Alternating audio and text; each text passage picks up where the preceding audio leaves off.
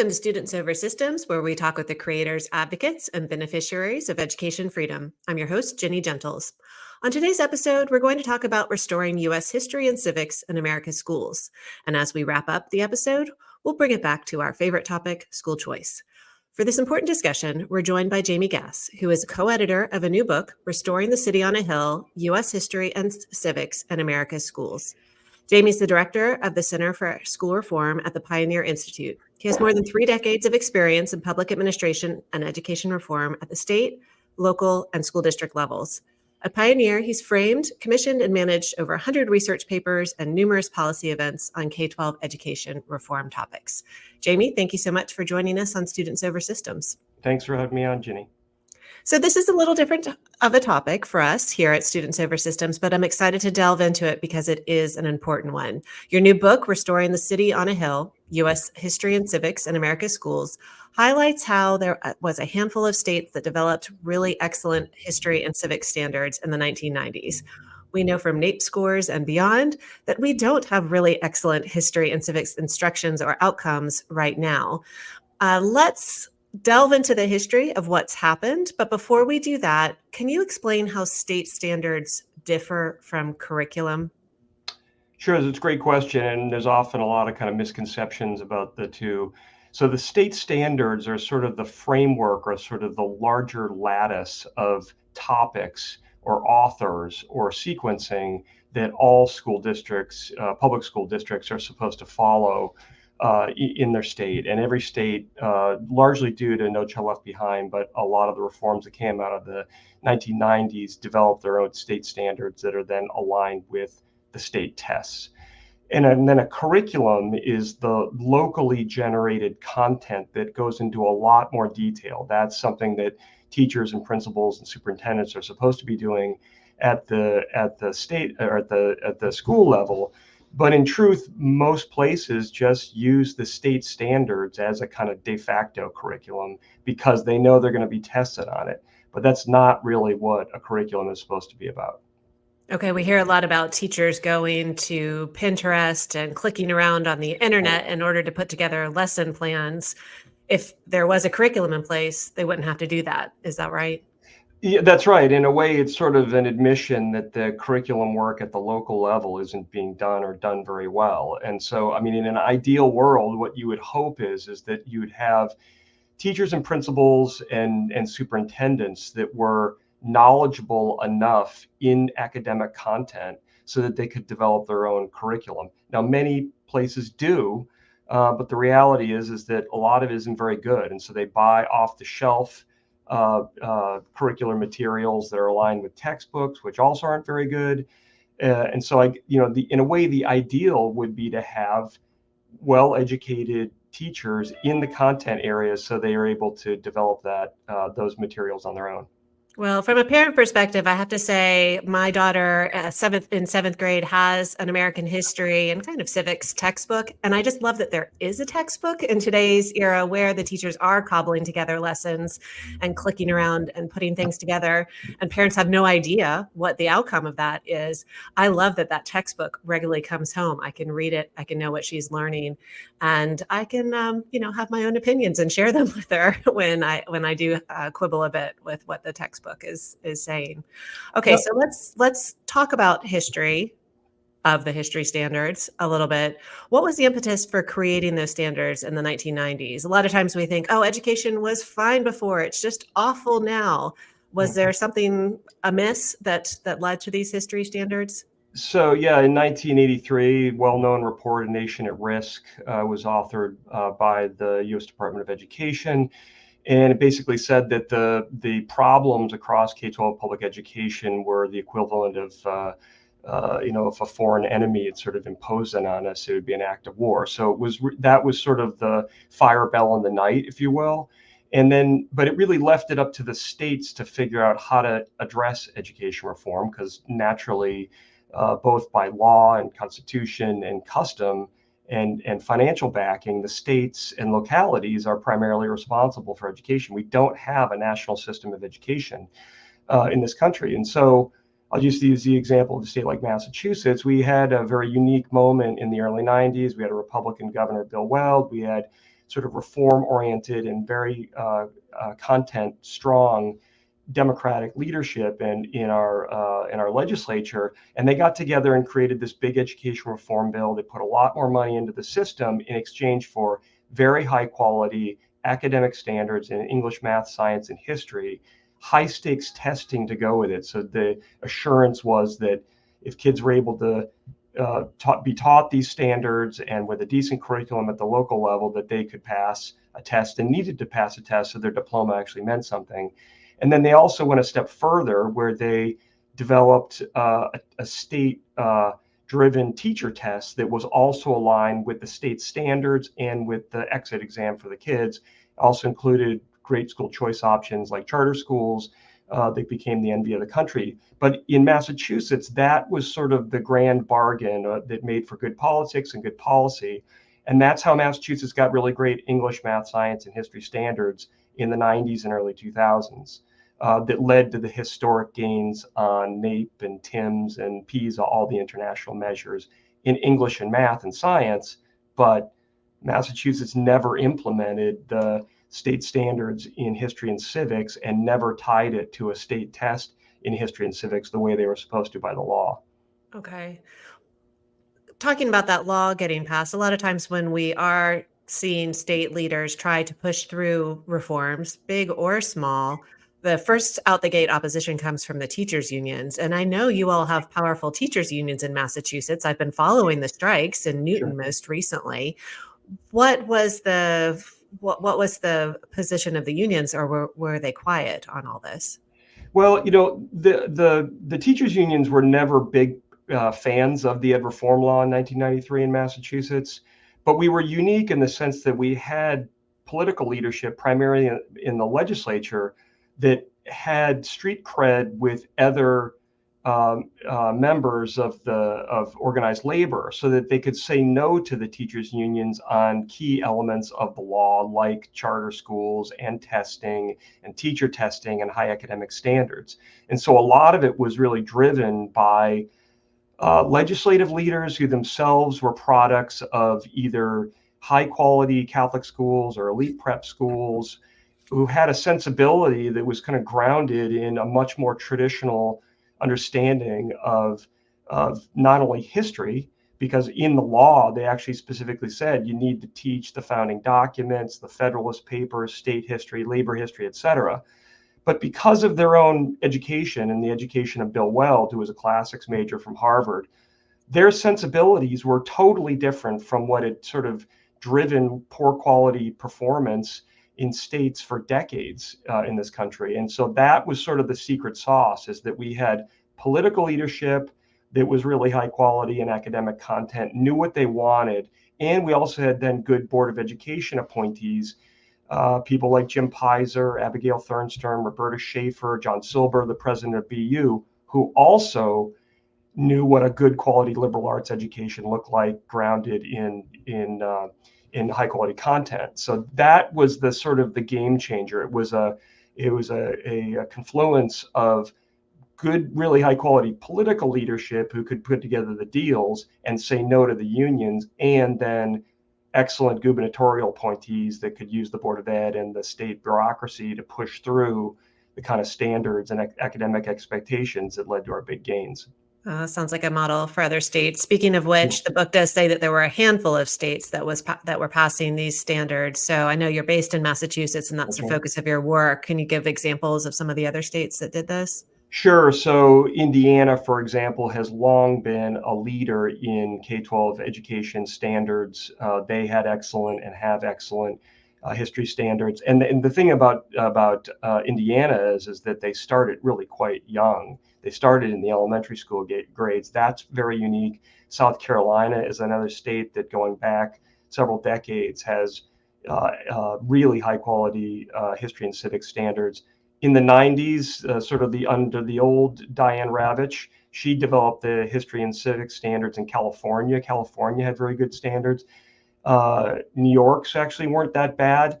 But what's happened in a lot of the blue states, like California and New York, and it's happened in Massachusetts too, is that over time, the sort of the bureaucracy and the players and special interests are pretty good at watering down or dumbing down the standards in a way to placate the teachers unions who, at the end of the day, don't really have much love for high academic quality. Right. The book description says that you chronicle a slow retreat from those standards in favor of educational fads. And that's something that I rant about a fair bit, just how captive the K-12 system is to fads, just constantly throwing away good ideas or even throwing away the latest fad to move on to the next thing, which has to Right. be exhausting for teachers, has to be exhausting for principals who are trying to implement whatever's coming down from above. What's the evidence of this slow retreat or slow abandonment of rigorous? Yes, it's a great question, and you're absolutely right. I mean, if there's one thing that has sort of plagued American public education and education more generally for decades, has been this going guardrail to guardrail on the fads. And I mean, a lot of it is driven by progressive education itself, which has this view that we're ever in this exploring process of finding out what works. The reality is, at this point, we have a pretty good sense of what works, but it also just coincides with textbook manufacturers, et cetera. But the evidence in Massachusetts and a lot of other places, in fact, they tried to begin to water down the standards back under Governor Patrick in 2010 or so. Big push for 21st century skills, sort of soft skills. I mean, that outlook of softer skills, media literacy, cross-cultural competence. I mean, you've probably heard all these buzzwords before, but that was the original pass, was to get rid of these very traditional standards. I mean, Sandra Stotsky developed all the standards in Massachusetts. I've had people tell me that what was in the previous Massachusetts English, math, science, and history standards was on par or better than what you would have found at an elite prep school in the 50s. So it Wow. gives you a real sense they're very traditional standards and high quality. But the system can't handle this. And so while they weren't able to really open the standards in Massachusetts or a lot of states with the 21st century skills back in 2010, and around 2018 or so, they did do that in Massachusetts and a lot of those states. And now you see a big push for what they call action civics, which is really just training kids to be sort of political activists or sort of community organizers, rather than grounding them in the sort of enduring content of the founding documents, the Federalist Papers, all the touchstones of history that would allow them to be knowledgeable enough to and understand the basic vocabulary of our democracy. You've mentioned the Federalist Papers and those founding documents a couple times now, and that 1993 law in Massachusetts explicitly required instruction about the Declaration of Independence, the Federalist Papers, the U.S. Constitution. I sometimes wonder, though, could students today actually read those documents, much less comprehend them and complete lessons on them? Our reading proficiency levels are so low. It's so alarming. I can't even imagine teachers trying to tackle that Mm. content with kids. I'd like to think that it is still happening in some places. Do you have evidence of that? Yeah, it's a great question, and a valid one too. I mean, it's even little things. I mean, not that what kids are going to be reading is in cursive, but of course the founding documents are in cursive. That too kind of went out under Common Core. Actually, kids either um, practicing cursive or being able to read cursive. So it's a great question, and there's no question about it. We live in a country where 2/3 of the kids aren't reading at grade level, Mhm. even though we're spending a king's ransom in terms of per pupil expenditure. But there are a lot of examples. I'm the judge from Massachusetts for the We the People, the Citizen and the Constitution. It's a national contest that's been around since the late 80s, and there are thousands of kids that go through this program every year. Granted, a lot of them are AP students or kids that are in high school that are more serious about teaching, learning history and civics, but they're able to not only write brief statements that they present publicly, but then engage in sort of Q&A about Federalist Number 10 and know all the ins and outs of the Federalist Papers and Supreme Court decisions. So I think a lot of the problem of what's plagued public education or education more generally in this country is the low expectations. I think if you look at a lot of other countries, they have just much higher expectations, and of course kids tend to meet the level of expectations that the adults set for them. That was certainly true in Massachusetts. It's been true in other states that have seen big gains in the last 15, 20 years in education reform. And I think that's a lot of what's required is keep setting the bar higher and higher so that the challenge is to get kids over that high bar. Well, part of setting the bar higher in Massachusetts was requiring a US history test as a high school graduation requirement. What's the status of that in Massachusetts? And do other states do this as well? So very few states do it. Very few states, 7 or 8 states, maybe have a history requirement at all. And Massachusetts, in spite of all these historic successes on NAEP and TIMS and PISA, all these, the ed reform law was a landmark accomplishment, and then it created, remarkable results. But as I mentioned, the issue of the history and the civic standards has been controversial. The State Department of Education and Republican and Democratic governors and the legislature have never implemented the law. So you'd think the sort of the first principle of history and civics and teaching it to young people would have the adults actually obeying the law. And the law is quite specific about what's to be taught and it's to be tested. We at Pioneer even work with someone in philanthropy to come up with the $2.5 million to pay for the test. Oh, wow. And the state government basically looked the gift horse in the mouth and said, no thanks. And so a lot of that, I think, frankly, is driven by the fact that the teachers union and the bureaucracies, and it's not unusual to Massachusetts, they have their own agenda, and it's often a pretty politicized agenda, frankly, about history and civics. And so if you're spending a lot of time learning about the founding fathers or the founding documents or the touchstones of history, then there's much less room for them to put in the sort of politicized agenda that you find, whether it's whether it's all this woke stuff or whether it's kind of turning kids into little community organizers. That seems to be their priority because that's what they preference. I wonder if people can connect those like you did. I feel like that's a really important point, that they need the time. They need to program the kids. And it's hard, first of all, to teach the Federalist Papers, Yeah. the Constitution, the Declaration of Independence, and real substantial history lessons. So I would imagine that's one aspect that they're trying to get away from, but also it's time consuming. I hadn't thought about that. That's alarming. Also alarming are the outcomes in our country when it comes to history and civics. So let's go through some NAEP scores. 2022 NAEP history results, 13%, and I believe, yeah, these are eighth graders, 13% were at or above proficient, 13. And so sometimes we think, oh, well, it's COVID closures. It tore apart our education system. But in 2018, long before the school closures, 15% of eighth graders were proficient. So it declined, of course, but it was already so abysmal. So that's history. And then civics, 22% proficient in 2022 and 24 in 2018. So again, a 2 percentage point decline post-COVID closures, but abysmal all around. Okay, so I look at these scores and I just despair. You look at them and can you advise us on what should be done?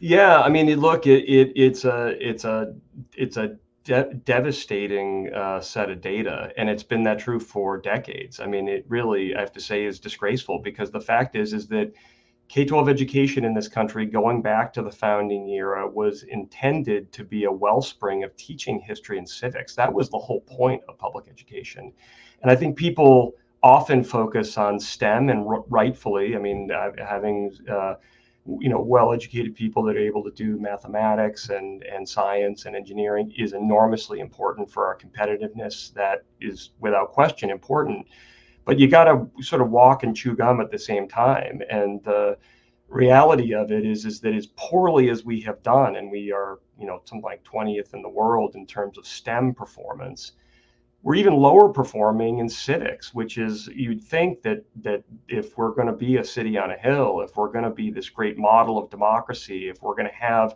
people that are well educated enough to vote or sit on a jury, that they've got to know the basic vocabulary, the basic history and historical touchstones, warts and all, in order to understand and be an active participant. And so I do think having good state standards is important. I think that having a state test, a high stakes test, is important.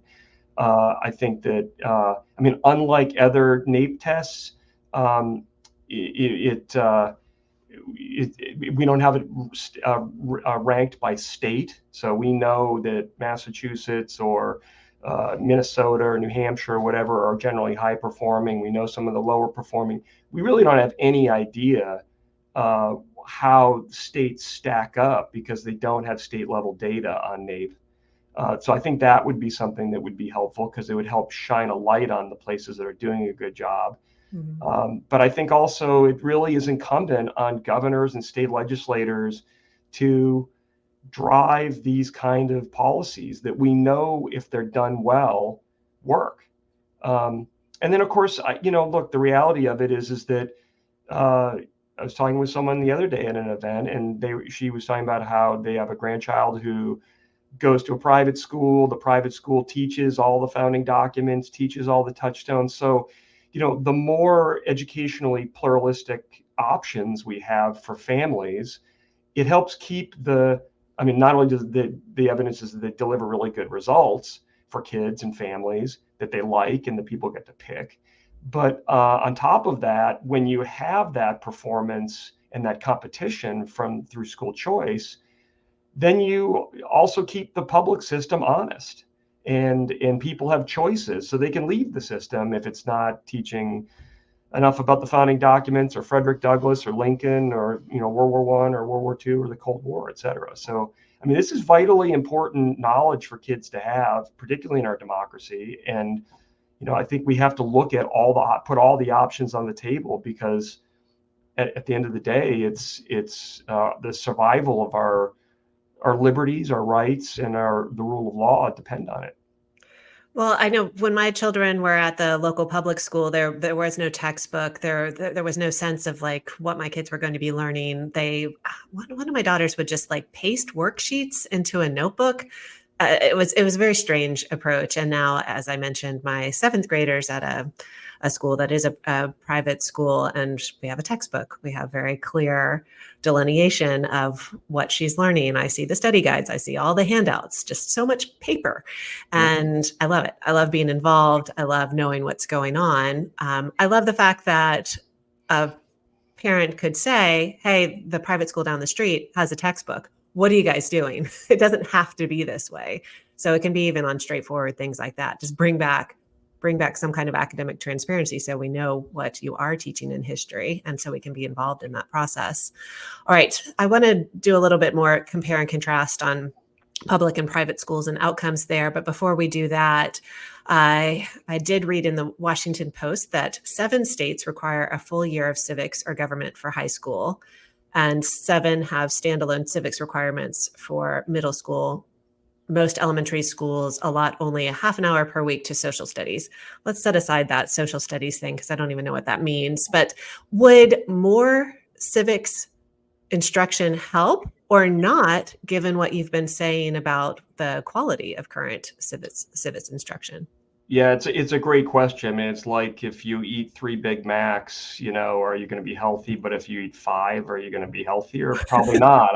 That's the thing is that the academic quality is so poor and the expectations are so low, and it's a real problem because the teachers themselves, that's part of what Massachusetts did that was, I think, on the right track, is that they aligned a teacher test in an academic content area. So if you're going to teach history or civics, guess what? You actually have to know some history and civics, not just some, kind of boilerplate, skills-based teacher test that most states have. And so, that relationship between the standards, the teacher test, and the student test is an important one.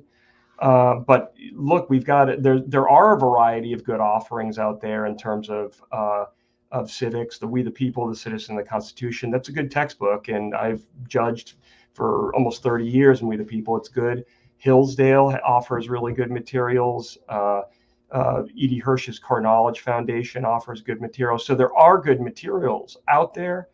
But that issue of academic quality is central, and one that's really kind of absent from a lot of policy discussion. So I think that has got to be front and center. I mean, it's a fundamental question. I mean, if you're in a school or you're in a school district and most of the conversation is about process and bureaucracy and not the substance of what's taught, I mean, at the end of the day, the the curriculum really is what everything should be organized around at a school, whether it's a private school, a religious school, or whether it's a public school of different kinds. The reason why kids are there is for an academic education that is grounded in essentially transferring knowledge from a competent teacher to the kids. And so that's got to be central to it. And it requires a lot of thorny questions about what you teach. I mean, a lot of the reason why history and civics has struggled so much is that people can't agree on what should be taught and how it should be taught. And so the sort of the default switch has been don't do it at all. And that's what we've been experiencing for almost 30 years. Okay, so private schools, though, seem to be doing it and doing it fairly well, at least in a general sense. I've seen a couple studies come out very recently that reveal that private school students show higher levels of civic knowledge and engagement. I think I'm characterizing those studies correctly. Have you found evidence of this in your research? Oh, yeah, absolutely. Yeah. And that goes back at least a decade or so. The evidence is pretty strong that the kids that go to Catholic schools, Jewish day schools, many or some charter schools, that the private schools do a really good job at teaching history and civics. And that is enormously important because you can point to it as an example of places that know how to do it, want to do it. And, not surprisingly, a lot of the private religiously affiliated schools have more of an academic focus. I mean, the truth of it is that a lot of public schooling is sort of more of a socialization process than anything. The academic quality, too many public schools isn't very good.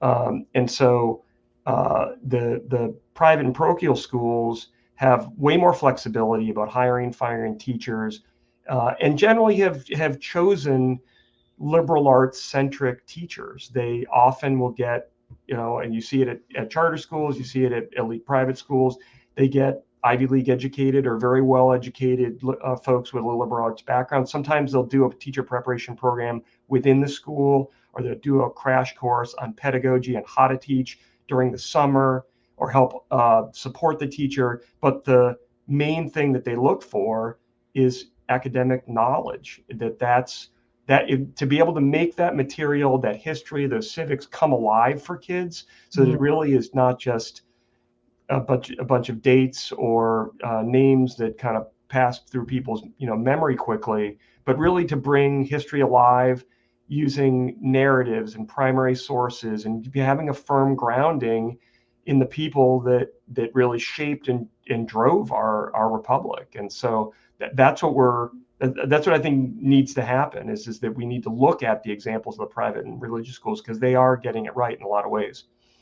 Well, as we wrap up the Students Over System episode each time, we always ask our guests, what is the school choice myth that bothers you the most and that you want to dispel today? And feel free to tie it to this discussion of history and civics that we've been having. Sure. So a couple of years ago, we did an event on charter schools with Cheryl Brown Henderson. She's the daughter of Oliver Brown, who brought the Brown v. Board of Education case, which is going to be celebrating its 70th anniversary this spring. And she had a great saying, which is, there's no us and them, there's only us. And I think when it comes to history and civic education, that's a good model, is that we need to have history and civics serve as a goal for sort of educating common purposes, irrespective whether kids are going to a private school or they're going to a religious school or charter school. And so one of the myths that I think bothers me the most, it's somehow charter schools or private or parochial school students are other. They're not part of the mainstream. They're not part of the sort of the democratic experience, when the evidence, as you said earlier, is that there's a lot of research is that the private schools and school choice helps drive often a more dynamic and detailed understanding of history and civics. Oh, that's fantastic. How can parents and listeners find your organization, your work, your book? Yeah, at pioneerinstitute.org. Okay, great.